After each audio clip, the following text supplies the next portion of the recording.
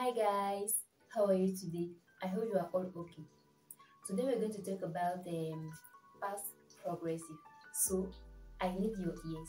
I really need your ears. Aujourd'hui nous allons parler du prétérit continu.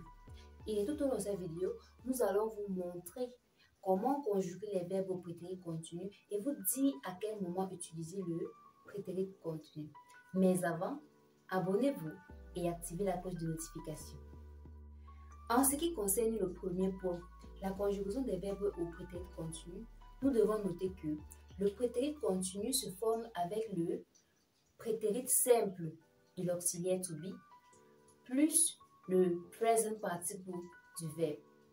Alors, quel est le prétérit simple de notre auxiliaire to be? Nous avons ici au tableau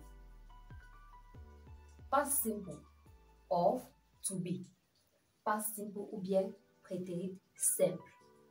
Nous avons I was, you were, he or she or it was, we were, you were, they. Nous avons dit c'est le past simple de to be plus le present participle du verbe. Prenons par exemple le verbe to read. Nous avons le verbe to read. Il faut que nous mettons ce verbe-là au present participle.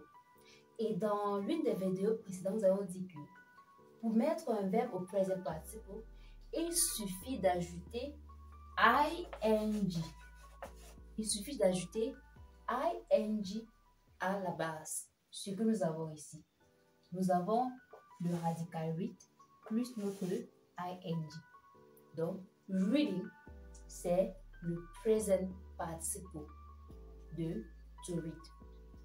Maintenant, lorsque je dis I was reading, ici, on a affaire au prétérit continu ou bien au past progressif.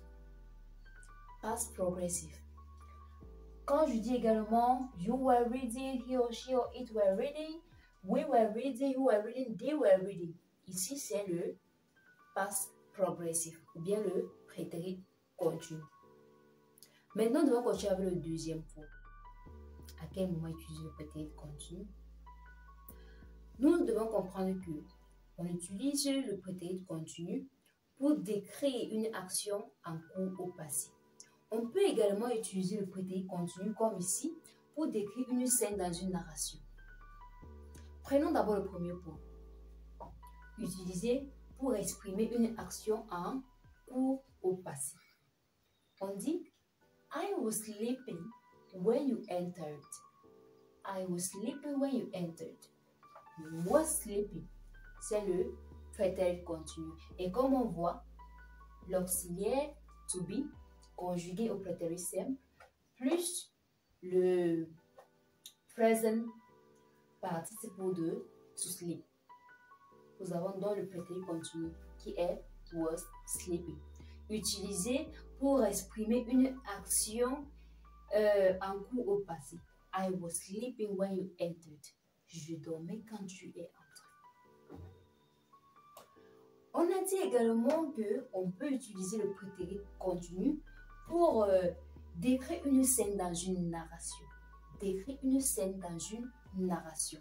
Quand je dis Joseph's children were moving his coffin to a new location. Joseph's children were moving his coffin to a new location. Ici, le prétérit continu were moving. Were moving his coffin to a new location.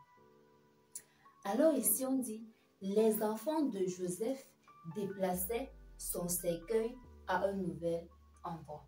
Ce que nous avons ici, nous utilisons le prétérit continu. Were moving.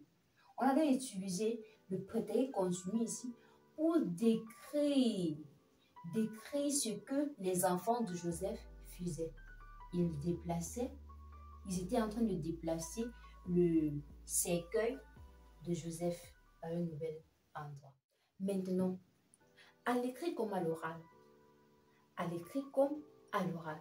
Lorsque vous voyez les éléments comme when, why, as long as, retenez qu'il faut utiliser le prétérit continu.